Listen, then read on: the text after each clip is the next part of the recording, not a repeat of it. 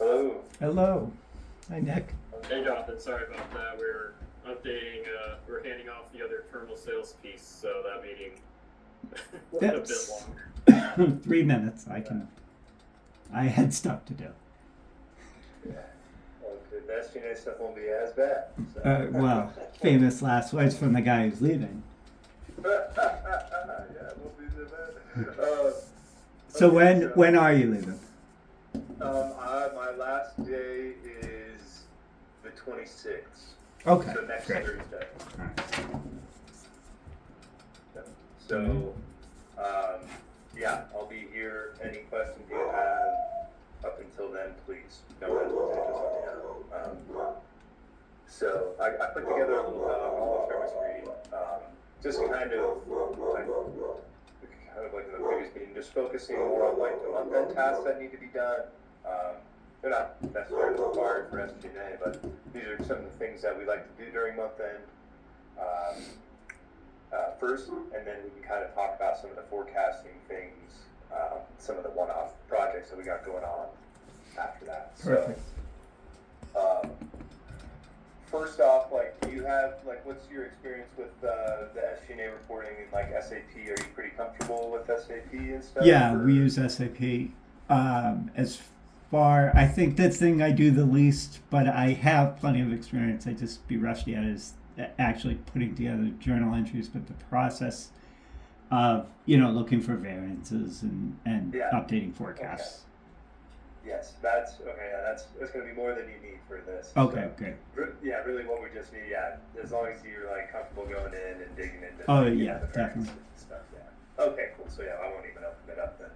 No, definitely feel free to. Okay. Yeah, I don't mind. This is the time. All right, cool. I'll let it pull up. So first thing that like we do during kind of like I'll check throughout the month, but really I'll wait till the day before close, maybe 2 days before close. I'll start going into SAP, into one of the Sailor reports, this one here, and I'll just start looking at where we're at. As far as SG&A expenses go, so here, let me drag this over. And it's gonna freeze here. But kind of seeing where we're at, and like compared to what we're expecting, looking for any like one-off odd transactions or anything. So we'll go here, and you go in IGT. And then we'll fill out, this is pretty easy. We'll just look at January, 1/1, 27, 0. Profit Center Group PLC 100 is everything for North America.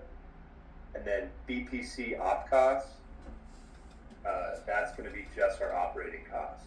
So this way you don't have to, drill through everything. Perfect. So we run that. Here. And what we're looking at here is, I'll pull up something else here too. So just to kind of get an idea of where we're at. Sorry. So should have started with this. You're just checking SAP with nothing to compare it to. First thing we'll do, right, is run the forecast. And meanwhile, I'm yesing you, so that's not good. Yeah. Yeah, that's all. It's all good. I'll just show you real quick how we run it here. So I'll go. Sorry, my computer's very slow today. So we'll come in here. We'll go down. We'll drill down to our operating costs here. I'll do run in North America Gaming. Grab full 2026.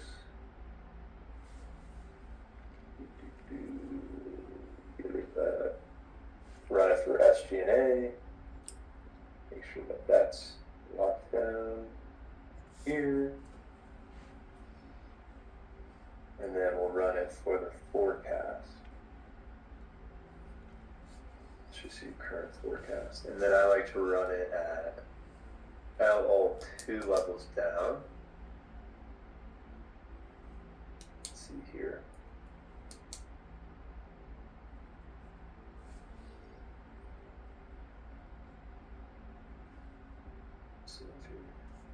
All right. So there's a nice look at our SG&A forecast. Do you have access? See.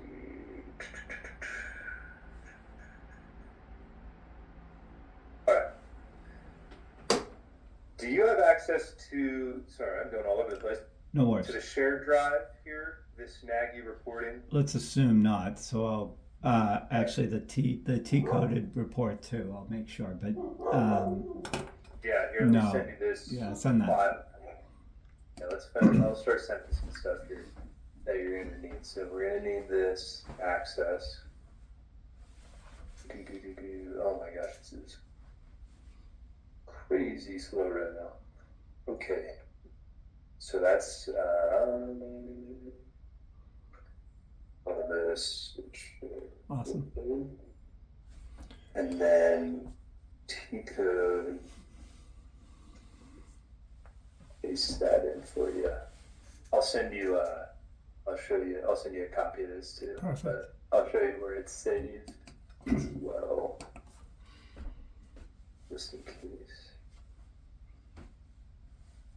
Okay, cool. There we go. So, hang on, kind of got ahead of myself here. So let's see. In this shared drive, once you get here, 2026, there's an SG&A folder in here. And within this folder, you can go to this monthly reporting. And in here, I have this document that I use every month for this process, SG&A analysis. It's really just like a simple spreadsheet. Could be built up to be a lot better, but easy enough just to copy and paste during the end of the month. So leading up back to where we were, a day or two before.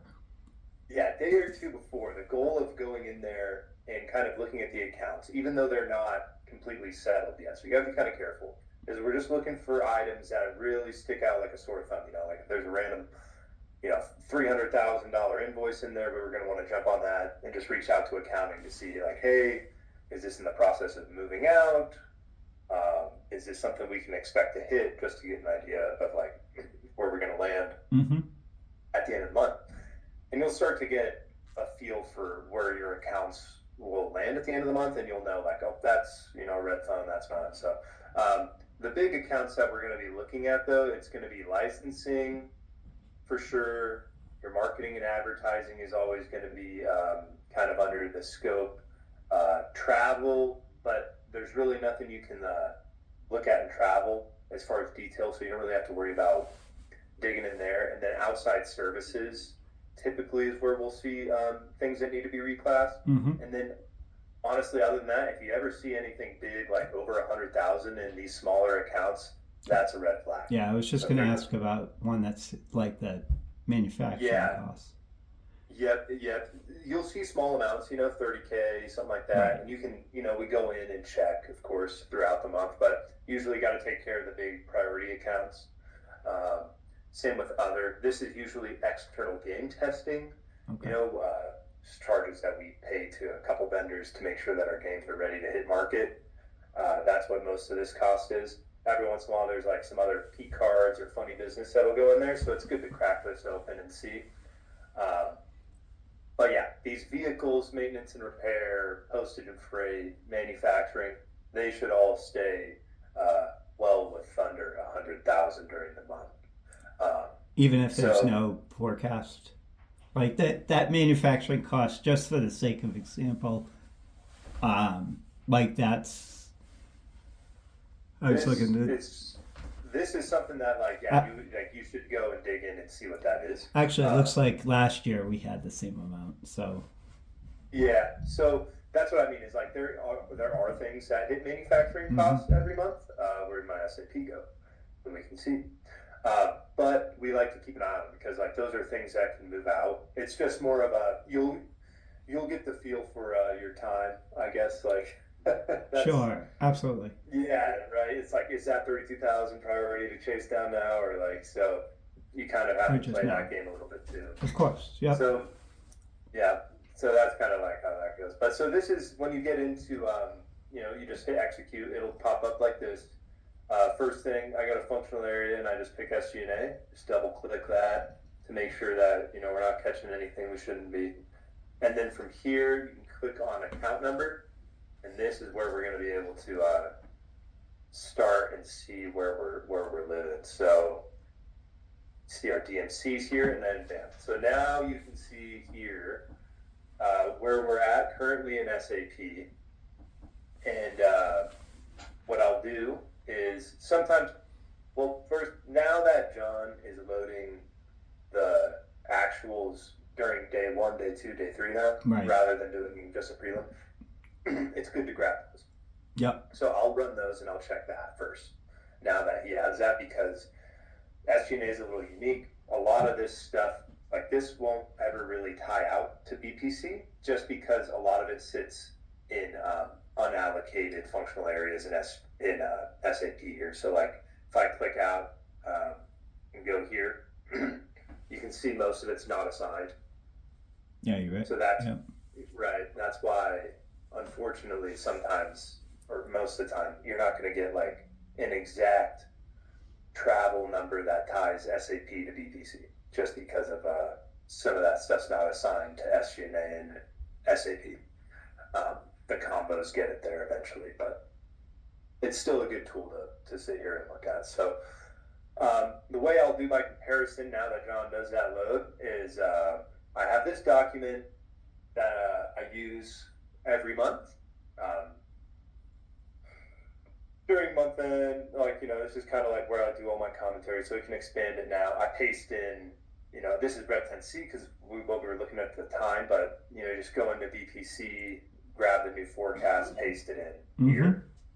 And then you can either come in here, I'll punch in these actuals sometimes, with what's in SAP, if I see something or not, and then just add my comments here on the variances. Yep. So these, this is the month variance, and then the quarter to date, you got to update the formula.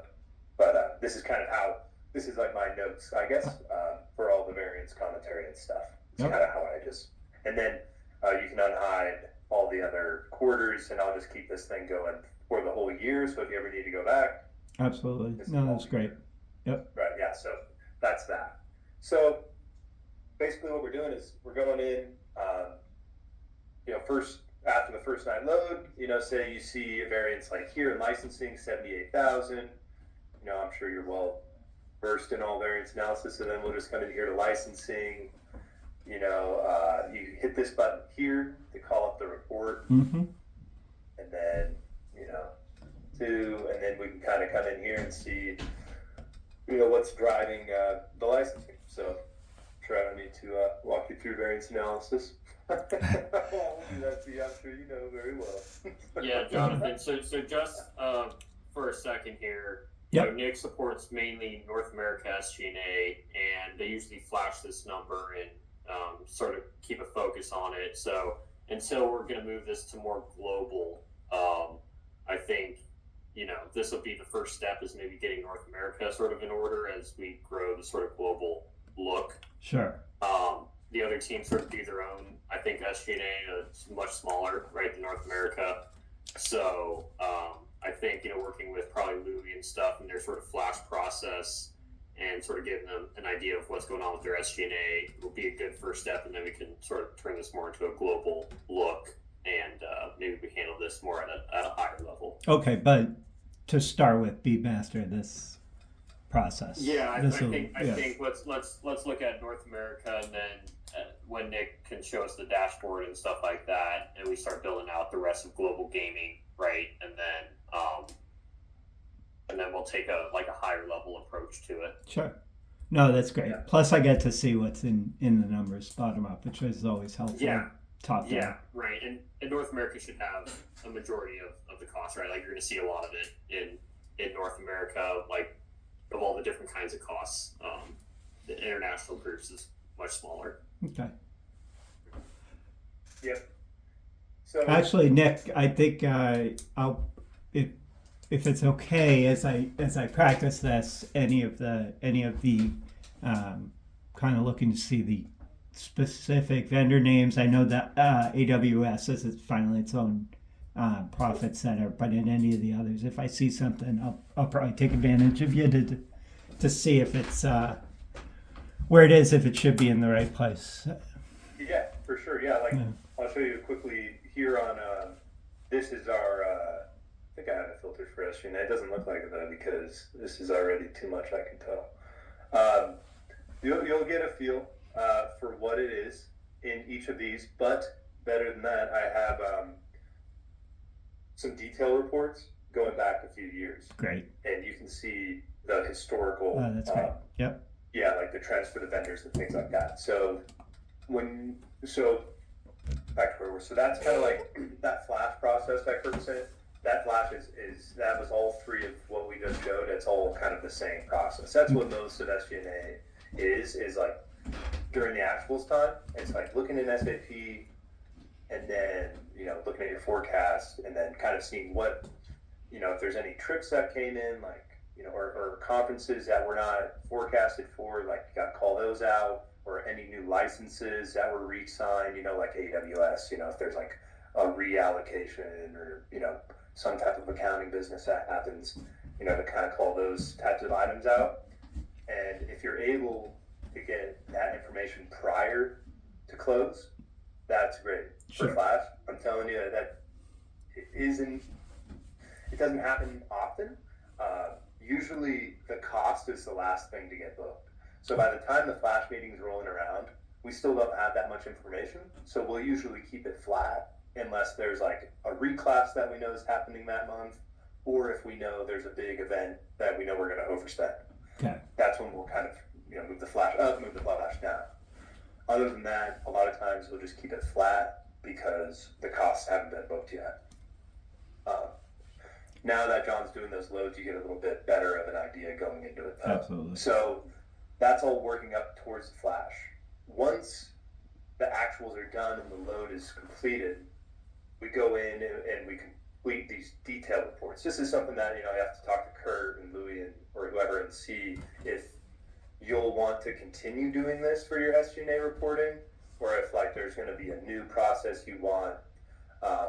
To be honest, I have these OpEx reports on here, which I'll talk to you for a sec, but I haven't sent those out just because we haven't really gotten the sales org locked down yet. Like they're still reorganizing, so I don't know which leaders to send what.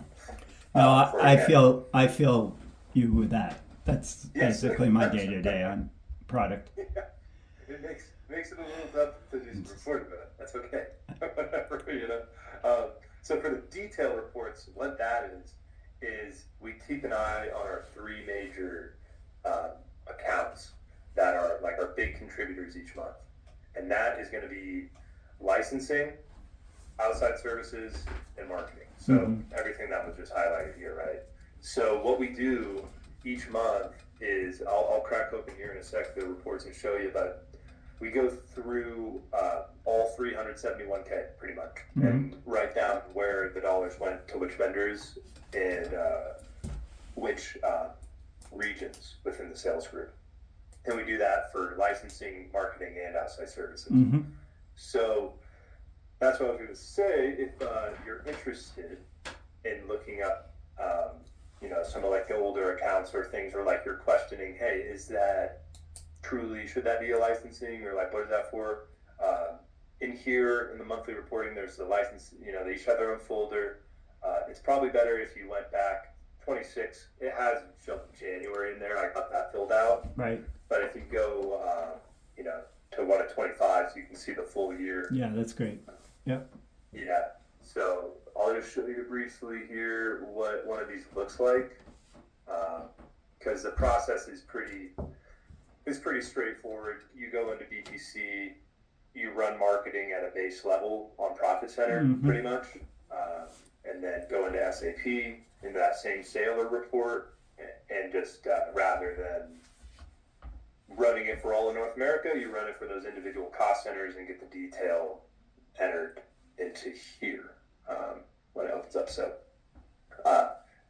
we do those, and then those detail reports help us build the forecast as well, right? Mhm. Going forward that way, and this is 2025. So at the end of 25, we went through each region. We said, hey, here's all the marketing expenses you had. What do you expect to continue? What can we reduce? And you build it off that. So it's kind of like a working Sure. thing. It's good to have. So yeah, we go through, and then each month, it's like they have this common one. You put it in here, and then you update each tab. Run the Northwest base level for marketing, punch in all their detail, and then it all rolls up here to the combined version, so you can see all our marketing expenses for the year Mm-hmm. broken out. So Yeah, you can see, Jonathan, why we want to move this to a more automated process with dashboards and stuff, right? We can get this right out of Concur, and then we don't have to do all this manual work. Yep. yeah, so that's And I honestly don't know, Nick, if we're going to continue with this process going forward, like after you leave, because the org is going to be completely different, right? We're getting rid of a couple of regions in North America, like the central region is going away. That's going to get split between East and West. And so I think the priority's just got to be getting that sort of Concur dashboard view, even if it's just North America at first and we build that out. But I think that's got to be priority. Yeah, so that's what I figured it was all about. SG&A is pretty simple. If you know how to use SAP and you know how to use BPC, Yep. that's pretty much it. It's just Sure. looking up the accounts, looking up the variances.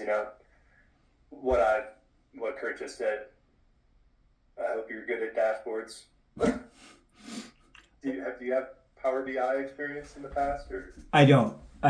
I mean, I've have as a user. We had creating it on Mike Willis's team. There's a Matt Carlos, because I instantly thought of him when I forget his name, but he basically created for all of the casino systems controllable costs by employee.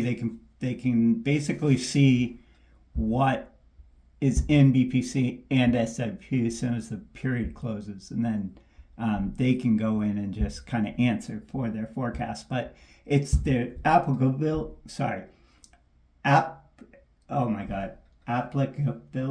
I'm gonna make up a word. You guys know what I mean.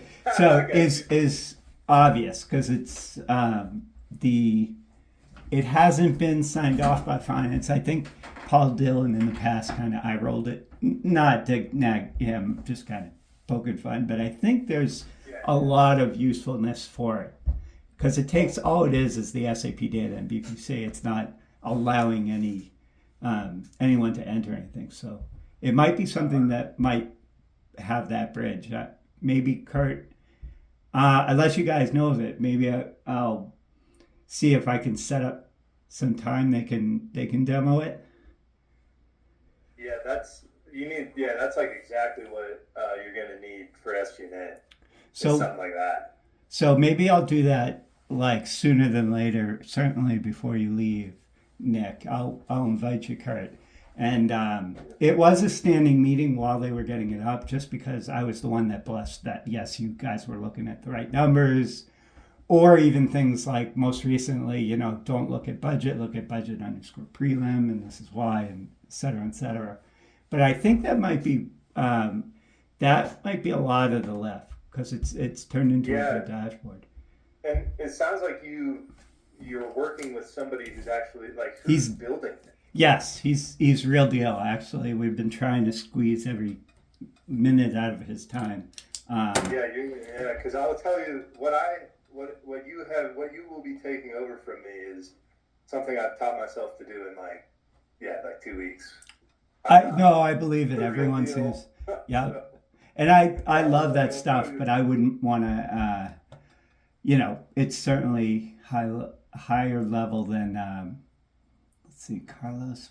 Well, what I'll do is I'll set up some time because I know they'll be pumped to show it to anybody.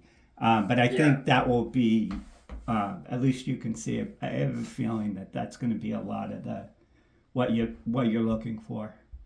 Yeah, I think Jonathan, well, the one thing to keep in mind is, Concur has the detail, right? Because that's where people submit their expenses Right. through it and get all the approvals, and that's going to have the employee ID number, which can give us the employee name of who's spending what. Yeah. The challenge, I think, Nick, correct me if I'm wrong, is also the timing around that. What goes through Concur is not exactly what we see in VPC, right? So if you see an overall expense, let's say for marketing, advertising, or travel, or just maybe expense in general, I don't know. It might not tie exactly to VPC for, like, let's say the month of January, because the timing of how the costs come through the system, right? When people actually submit their expenses, things like that. So that's one of those gaps, like how do we bridge, or how can at least we present it in some way that's not overly complex and that we can somehow tie to VPC. And I think that's. the- Oh, sorry. Yeah. No, because VPC is obviously what is their budget is going to be judged against, Right. But Concur has all the detail, And I So think that's it's where sort of- you would be able to, like, you would instantly ask that question. So that might be something where I'm more making sure that their numbers tie. It's not. I think you'll know that question to ask and really kind of know if it's really what we can use. It'd be great to leverage it because it looks looks like a better tool than they use. Right, and in VPC we don't have all that detail, right? As in terms of like what events we're actually spending money on, where did they travel? Like, did we stay at the Four Seasons, or whatever? Yep. Why is the expense so high? So that those are the kinds of things that I think we want to keep an eye on, and then that also, but with all that detail, that's really what keeps people accountable, because we have who's spending what, and we can see that, and their managers can see that, right? The directors who's being held accountable to their budgets and why they're going over, they can see who's doing what. Yeah, that sounds and really. finance can see it too. That's really close to what they were hoping to do. Because I think what Mike Willis's vision is that the managers become accountable for their controllable cost. And it was one of those things that I don't think they've necessarily rolled it out because there's an education bridge that they're gonna have to get buy-in from the field. But that doesn't, from our perspective, and their VPs and senior directors, I think they use it. If not, it's. I think they are. I think that's an easy thing to say. But I'll hit up Carlos and see if that's if we can look at that in the next few business days. Because next year, yeah. Perfect. Yeah, because Nick's got a little head start here, but you can see, Nick, if you want to go to where you can see some of the employee spend here. I think you had a tab or so. Yeah, so you can see how much they spend on hotels, right, meals, stuff. You can click by. I think a lot of these, like Tim's the director of the East, Sure. East Sales Region, so you can see what they're spending it on. So I think this kind of thing is good to see. Cost center, you can see budgets by cost center. Yeah, and maybe, like you said, John, if we look at just the controllable costs, what are those couple items or accounts that we need to put in a dashboard? We don't need to put like chargebacks in there. We don't need to put other external game testing in this case, right? Like that's sort of out of their control, the sales team. Yep. So, yeah. No, definitely. Yeah. And maybe So- that's so the I bridge think- show because the ops. This is more ops, but I'll definitely hook us up with Carlos. That'd be good, just Perfect. to know Yeah, if it's yeah. real or not. So Yeah, sorry to interrupt, Nick. Yeah, I think I want to go more towards that area. Nick used to run reports, what I used to do, every month, and we'd send out these OpEx reports with a full sort of OpEx P&L to the regions, or I'd send it to all the directors. But now that the regions are sort of blown up, teams are going to be moving around. We don't really even know what their budget is. We discussed that a bit.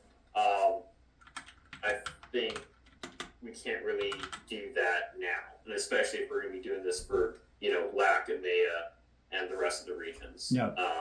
I just don't think it's practical. So if we could create a dashboard and also have some controls over security, obviously we don't want people to see how much their director or whatever is spending, right? Right.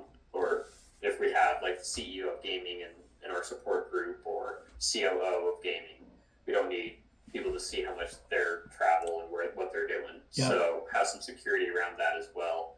But I think this is probably the best way to, on an ongoing basis, and it saves a lot of the manual work. So no, that'd be perfect if we could set up some time, Nick, and then also have Nick in the meeting, because then we can sort of bridge what Nick's been doing with where they're at. 'Cause I think definitely. Nick also has a connection over at the Concur team, right? Andrew Whitney, who's helped, we can pull reports right out of Concur.